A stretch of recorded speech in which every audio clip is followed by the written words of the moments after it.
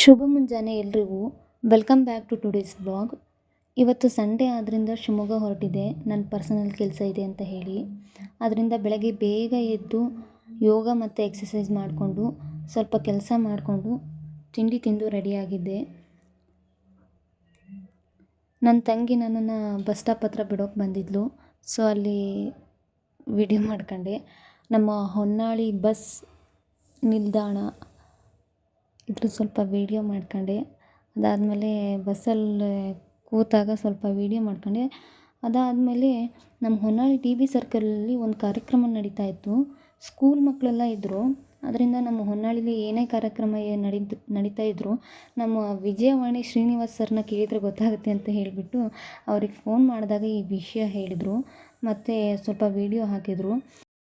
ಆವಾಗ ಗೊತ್ತಾಯಿತು ನನಗೆ.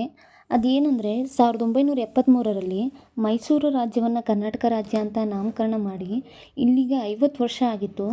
ಸೊ ಅದರ ಸವಿನೆನಪಿಗಾಗಿ ಕನ್ನಡಮ್ಮನ ರಥಯಾತ್ರೆ ನಡೀತಿತ್ತು. ಈ ರಥಯಾತ್ರೆ ಹರಿಹರದಿಂದ ಹೊನ್ನಾಳಿಯವರೆಗೆ ತುಂಬ ವಿಜೃಂಭಣೆಯಿಂದ ಬಂದಿತ್ತು.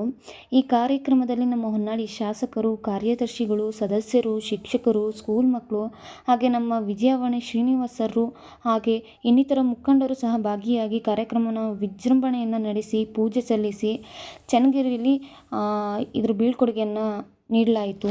ಸೊ ಇದನ್ನೆಲ್ಲ ಹೇಳ್ತಾ ನಮ್ಮ ಶಿವಮೊಗ್ಗ ಬಂದೇ ಬಿಡ್ತು ನೋಡಿ.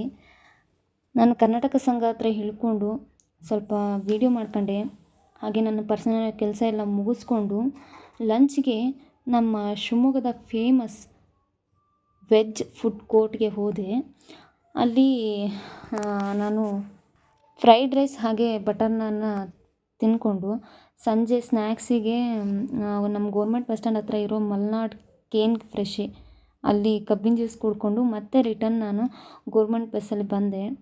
ನಮ್ಮ ಹೊನ್ನಾಳಿಗೆ ಬರೋ ಅಷ್ಟರಲ್ಲಿ ರಾತ್ರಿ 8:30 ಆಗಿತ್ತು. ಸೊ ಇದಿಷ್ಟು ನನ್ನ ಸಂಡೇ ಬ್ಲಾಗ್ ಆಗಿತ್ತು. ನಿಮಗೆ ನನ್ನ ಬ್ಲಾಗ್ ಇಷ್ಟ ಆಗಿದ್ದರೆ ಲೈಕ್ ಮಾಡಿ, ಕಮೆಂಟ್ ಮಾಡಿ. Thank you so much.